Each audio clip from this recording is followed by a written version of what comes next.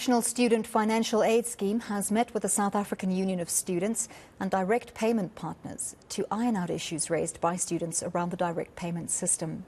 3 Tshwane University of Technology campuses had to suspend classes this week after student demonstrations against the new payment system.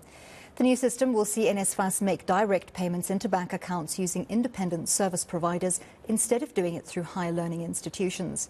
Students have also raised concerns over excessive fee charges, the inaccessibility of service providers and a lack of clarity on how to access funds.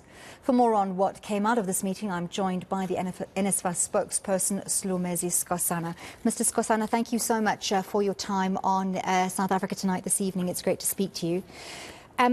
I want to take us back a little bit. In May, the Portfolio Committee on Higher Education issued a stern warning to NSFAS to get its affairs in order. And no doubt that process is going to encounter some challenges, which NSFAS has committed to resolving in a constructive manner. So as we unpack some of these challenges, perhaps we could start with the payment of allowances, which some students have claimed stopped in May without communication. What is the situation? Thank you very much, Anli. It is not true that there was no communication about what NSFAS was planning to do with the direct payment situation. And in the statement that NSFAS issued during the week, we did indicate and provided a table and the dates, on when we had meetings with the various institutions in the country. Right from the time when we issued a circular that would normally be received by the principals and the deputy principals of institutions, as well as financial aid officers and SRCs on campuses. And in addition to that, there would be individual SMSs that goes directly to the students. So I take a dim view to the fact that the information was not sufficiently communicated.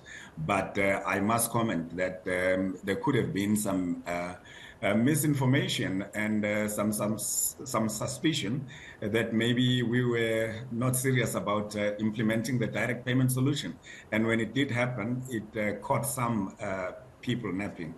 But we communicated sufficiently in this regard. What's the situation around the defunding of certain students, and how's that process being managed currently? That process demands, I think, serious attention. Anli, I would agree with you, because of its repercussions.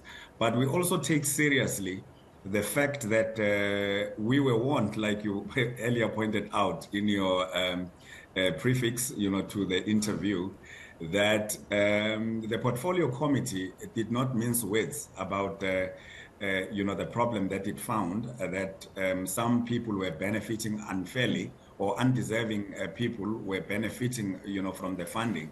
So we've put in place robust systems that seek to detect, such incidents, and the defunding would result if there's an indication that some falsified information or information that was conflicting was used to actually get your application assessed positively.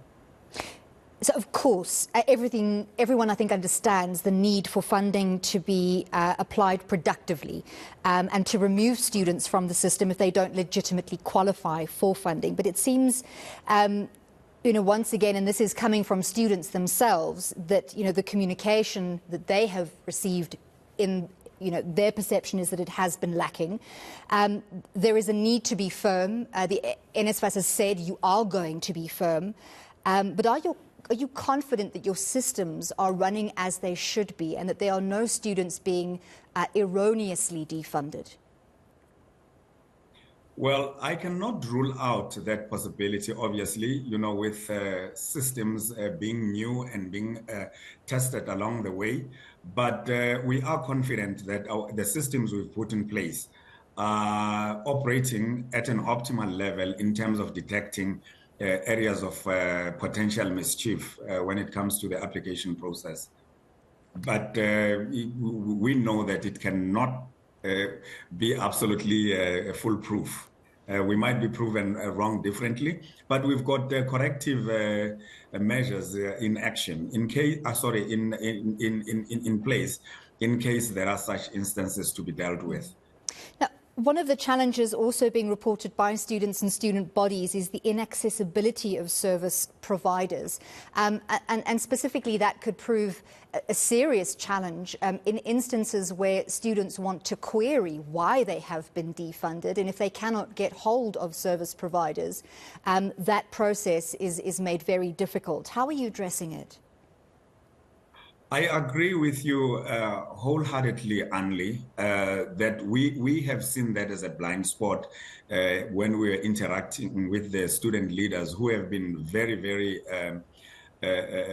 passionate, I think, in stating this as a point of concern, that what recourse then do students have if they have been defunded and they feel aggrieved enough to want to come present the information.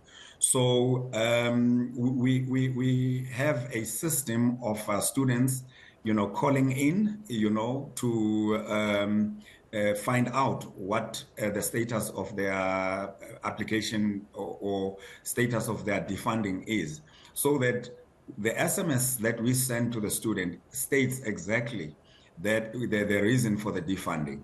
And it is incumbent upon that student then to make contact with us in that regard. We have even set up a small internal team to deal with this and other pressure points, such as the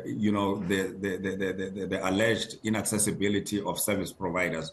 We have put together capacitated teams to be on campus, on various campuses, as soon as the universities and the colleges reopen, for the next block, because we have realized in our interaction with the student leaders that there are certain things we may have taken for granted, especially with the onboarding process, where we thought, look, if it's a cohort of university students or tertiary education students that we're dealing with, they would be amenable and capable to navigate, the online processes.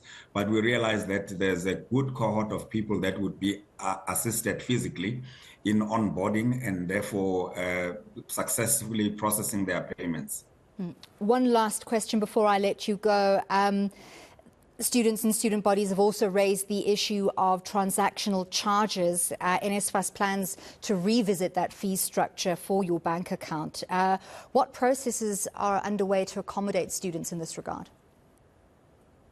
Yes, that is still very early, I think, in the game, but there's an understanding that we are going to engage with the student leaders and take their inputs into account.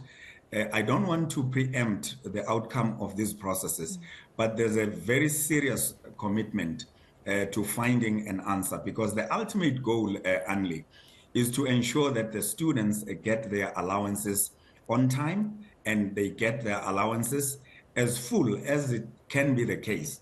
That is, you mustn't be sent an allowance of 1,500 Rand and in the end find yourself in a situation where you've got 1,300. Where is the balance? So we took that to heart and we understand it and we're committed to resolving it, because we had a multi-stakeholder meeting on Tuesday where the partners were there. We're looking at the cost structures and so on, but we could not finish that. But we do not want these administrative glitches to hold or to arrest the process of distributing these allowances. We're looking at the bigger picture of a secure and safe and defendable and dependable system that NSFAS can accurately account for. Thank you so much for speaking to us. That was NSFAS spokesperson Slumezi Skosana giving us an update on NSFAS payments to students.